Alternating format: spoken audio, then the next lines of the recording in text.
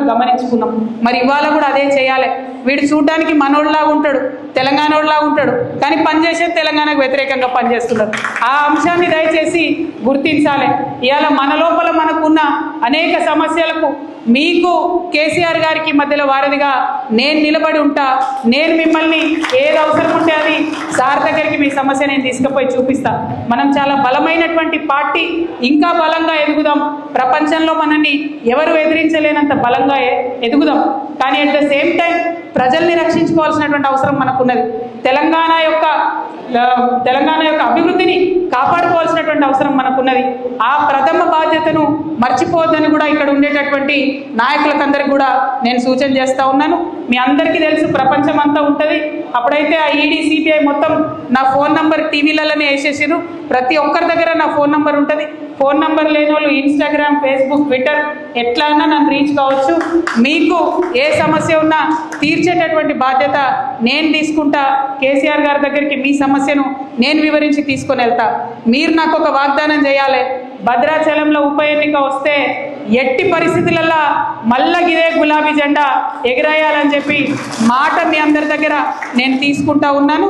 మరి ఇక్కడికి భద్రాచలంతో నా అనుబంధం ఇప్పటిది కాదు, అనేక సంవత్సరాలది.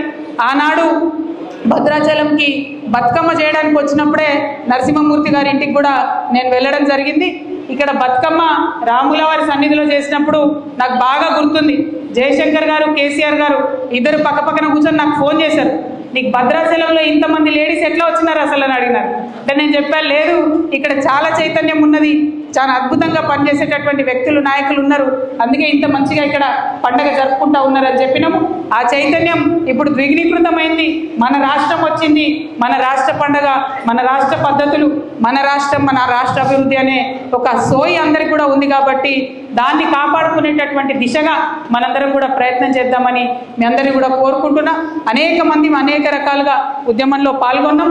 ఆ స్ఫూర్తిని మాత్రం విడిచిపెట్టొద్దని చెప్పి ఒక సోదరిగా ఏదేమైనా మీకు అండగా నేను నిలబడతానని చెప్పి మీ అందరికీ కూడా మళ్ళీ మనవి చేసుకుంటూ, మరి కార్యక్రమాన్ని ఇంత సమన్వయంతో నిర్వహించడానికి దోహదపడ్డట్టు మన దిండిగాల రాజేంద్ర అన్నకు మళ్ళీ ఒకసారి ప్రత్యేకంగా నమస్కారాలు, తమ్ముడు హుసేన్కి మళ్ళీ ఒకసారి ప్రత్యేకంగా నమస్కారాలు తెలియజేస్తూ మీ అందరి దగ్గర కూడా నేను సెలవు తీసుకుంటున్నాను.